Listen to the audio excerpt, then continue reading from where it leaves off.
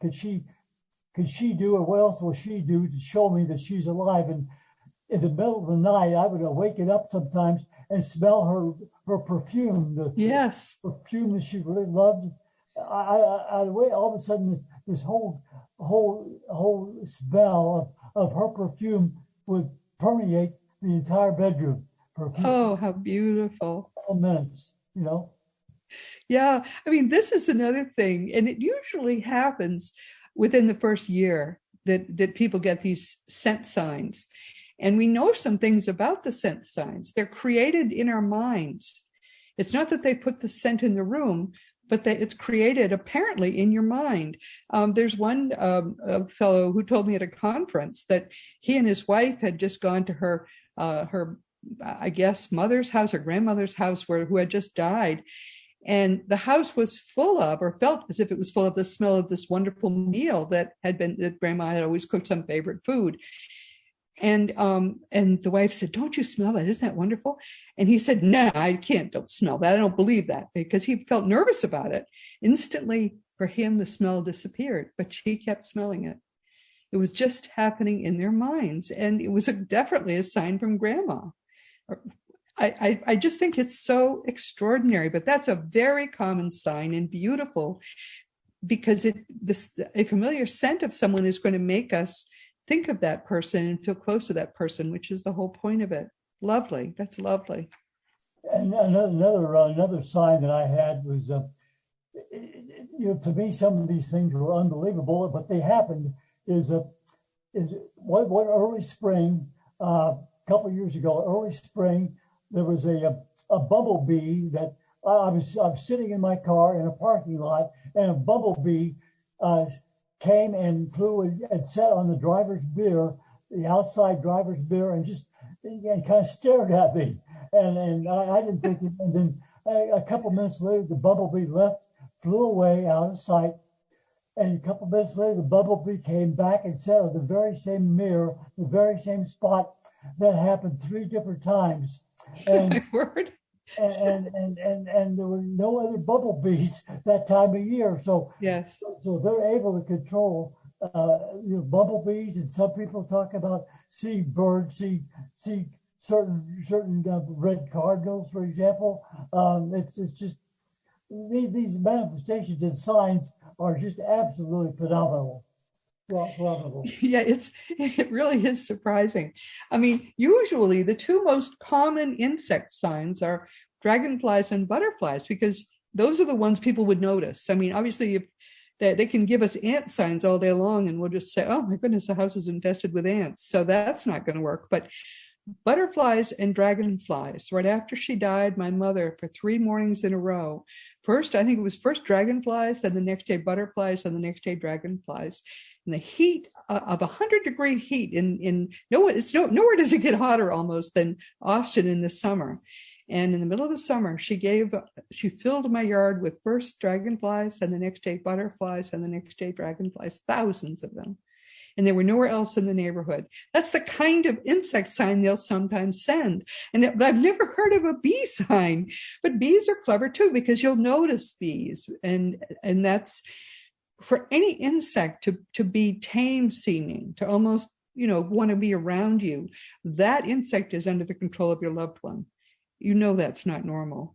And for them to swarm as they sometimes do. Another person who gives dragonfly swarms a lot is Mikey Morgan. So these are all signs from people who are just in the same place, but in a different dimension. Isn't that gorgeous? Isn't that beautiful? I can't get over it. It's beautiful. Well, they want us, we that are left on Earth, they want us to know that they are alive, and so they do give us all kinds of different signs. Yes. I've had other computer signs. I've had my cell phone will start playing music that I've never ever thought of or heard about, and it's just amazing, some of these manifestations that we receive. And there's nothing scary about this, because you may be thinking, "Oh, if I hear it from someone, I would be scared." There's only one message that any person who gives you a sign, I don't care if you were enemies before, it doesn't matter. Only one message is being given with a sign from someone who is no longer in a body, and that is love. They're saying, I'm alive. I don't want you to worry. I love you. Your enemies are not your enemies after they've transitioned. When you get there too, you're going to hug them and realize you and they were just playing a part. You were helping one another to grow spiritually, and that's all. It's these glimpses that we get into the reality that we're all about to enter are so reassuring and beautiful and wonderful. And I'm so glad this is still going strong, even though sometimes you ignore her. The what? I'm sorry. This is still going strong, even though sometimes apparently you ignore her and she has to give you a wedding dress sign. Yeah, yeah, that was amazing to me. It really was amazing. They do want you to go on with your life. I mean, all the people that have gone ahead want us to get the most out of the rest of our lives here, but they love us too. They don't miss us nearly as much because they can be around us anytime they like. But they like to be in touch with us. And many people have found that if they court signs, they'll end up with a very intense relationship that can go on for years. It depends on people. People are people, and people who have transitioned sometimes really want that. And she really seems to. So it's quite beautiful. Well, it's Roberta, it's all about unconditional love. God is unconditional love, and we're put here on earth to learn unconditional love. But we have free will, so sometimes we can do things that we shouldn't do, and because of our free will. But we're here to learn unconditional love.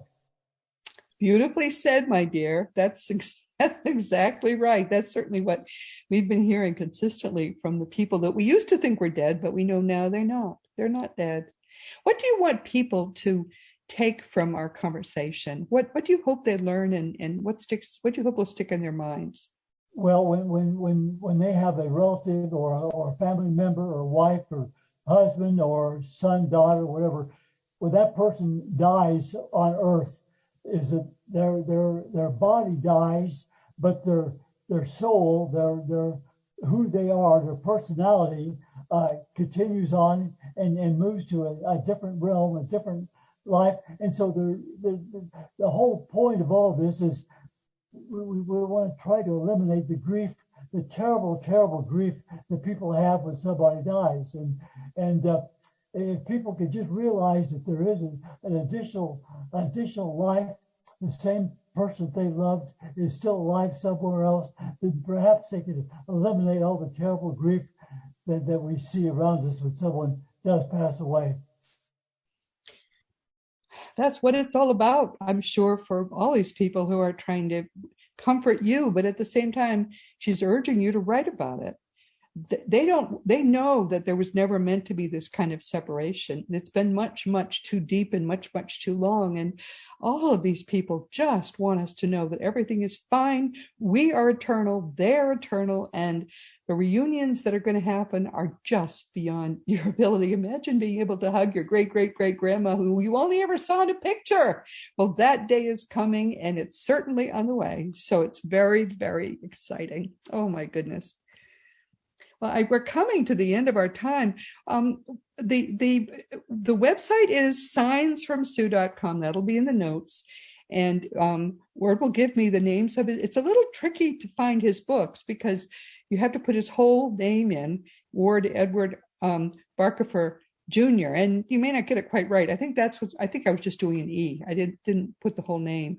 But we'll give you the titles so that you'll be able to spend a little more time with Sue if you'd like, and begin to even better understand just how glorious reality really is. Well, Roberta, there's so many signs and manifestations that we haven't had time to touch on that are in these books that are just. I don't like to use the word unbelievable because they are believable, but it's just amazing the number of ways that she has shown to me that she's alive. Amazing. I'm a skeptic, rather a serious skeptic, and I've had a lot more trouble than you have with believing. I think it's hard to believe all this stuff until you've had it happen to yourself. And for me, it was my brother-in-law. The signs he gave me in particular, he knew I was a hard case. He convinced me. This was, a decade and a half ago, but he convinced me. And I'm very, very grateful to him for that. Well, consider yourself hugged, my dear. And please consider her hugged too. Sue, we're very grateful to you for all that you're doing. Okay, everyone, we have come, unfortunately, to the end of our time. This has been Seek Reality with Roberta Grimes, and I'm so happy you were with us today. I hope this helps. If you've ever worried, I hope this helped a little bit to alleviate that. Please never forget that you are a powerful, eternal being. You are. You never began, you never will end. And when you really get what that means, it changes everything in your life for the better. Next week, our guest will be a genuine celebrity. I'm starstruck. It was quite unexpected to me to find out who this person was. His name is Stephen Simon. He was born into Hollywood royalty, and as a producer, he's worked with some of the very biggest stars on projects that are the stuff of legend. For example, get this, he personally produced the Academy Award-winning What Dreams May Come, starring Robin Williams and Cuba Gooding Jr., and Somewhere in Time with Christopher Reeve and Jane Seymour.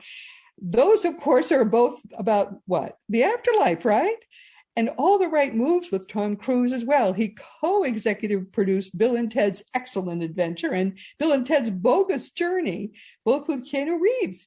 And the list goes on. But much as I would love to, frankly, spend that entire time next week learning about his producing career, Stephen Simon will be joining us next week to talk about his extraordinary relationship with his wife since her passing in January of 2018. He calls his book What Dreams Have Come, Loving Through the Veil. And he can use, of course, What Dreams Have Come, since he produced What Dreams May Come.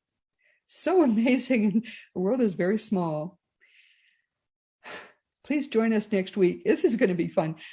Love will still definitely be in the air here next week as well. And this week, we've been talking with Ward E. Barcafer Jr. His wife, Suzette Shockley, graduated in 2016. And I love this woman because I have read one of his books. Almost at once, she was giving him all kinds of signs of her survival. You know what a good wife would do if her husband was devastated? She's been doing all of that. She's even been communicating with him mentally. And he has detailed much of what has been happening in 4 books, which you'll find in the notes. Conversations from Heaven, Advice and Guidance from My Beloved Wife is a wonderful book. That's the one I've read. Clearly, Ward does have some psychic tendencies, which make it a little easier, perhaps, for him to get these signs. But more and more, frankly, this level of communication is with people that we used to think were dead is beginning to work for everybody. It's becoming almost a standard thing. If you're open to it and you don't shut yourself down too much with grief, I can almost guarantee you will be getting signs, whether you recognize them or not. Many people say, oh, that's a coincidence. There are no coincidences. That was a sign. And it's such a gift to give to the people that aren't with you anymore, that you love, that you miss desperately. Give them the gift of saying, hey, I just saw that. Give me another one. And they'll give you another one. It's a new relationship, but as Ward shows us, it can be a beautiful one. Ward's website is sciencefromsue.com, and he welcomes the chance to help people learn what really, really is going on. And since you enjoy learning about the things we talk about on Seek Reality, I want to give you another little plug for the Afterlife Research and Education Institute. AREI is headed by our beautiful friend and primary contributor, Dr. R. Craig Hogan. And Craig is the sole living person who is most on top of everything afterlife and greater reality. A lot of people study pieces of this knowledge. Craig is the only other person that I have met who is coming to understand the whole thing. The whole thing matters. You can't make sense of one part unless you understand how it fits with the other parts. It's taken me maybe 50 years to get to this point, and Craig has done it in less time and better.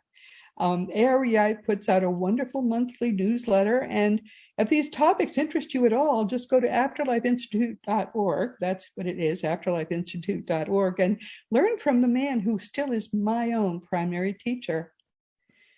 As you know, my own nonfiction books are Liberating Jesus, My Thomas, The Fun of Dying, The Fun of Staying in Touch, The Fun of Growing Forever, The Fun of Living Together, and early next year, finally, The Fun of Loving Jesus, Embracing the Christianity